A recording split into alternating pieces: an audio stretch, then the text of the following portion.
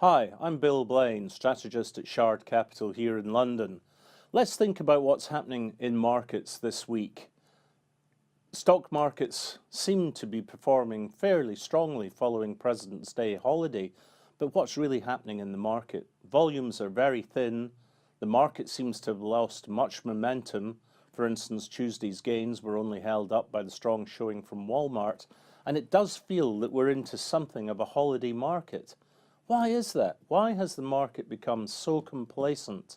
If we take a look at all the averages, they seem to be moving around 50-day and 200-day moving averages, which stock market trackers always look at for signs of weakness.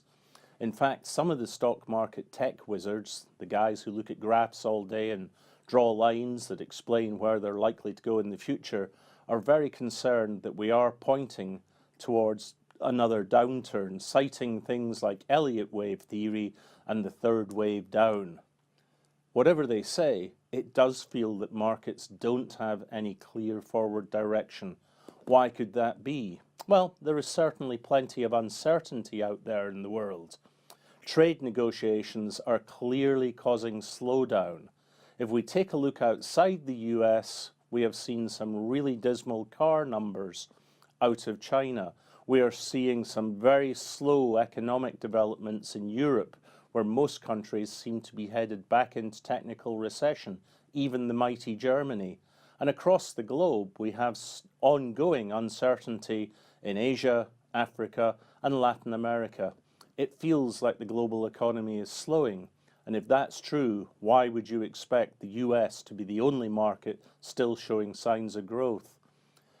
But there are reasons to be hopeful. If we take a look at the trade negotiations, many of us expect that China will quickly seek a solution to the Trump-inflicted trade tariffs. Why is that? Well, China has demonstrated just how quickly an economy can slow when faced with trade uncertainty. We've seen that very clearly in the economic numbers. We now suspect that President Xi is very keen to find a solution to the trade war with Trump as early as possible to avoid a slowdown in China becoming a real serious problem for the Communist Party that leads the country. If we see domestic dissent increase because the economy continues to slow, then the likely loser is going to be President Xi, and any period of instability in China is going to cause further problems for the global exporters from across the world who are trying to sell goods into a slowing Chinese consumer economy. That's a major issue that all major markets are aware of. The second issue is the threat of trade war with Europe, where Trump clearly has his vision on US car makers, accusing them of dumping product in the US, even though many European car makers do have bases across the US for manufacturing purposes. If we were to see a serious tariff imposition on European autos, it would cause the current European slide to very quickly turn into catastrophe.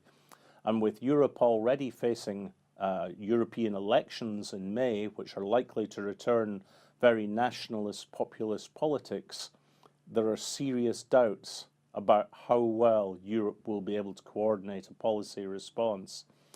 That said, other issues like Brexit, the UK exiting from Europe, are reaching some kind of event.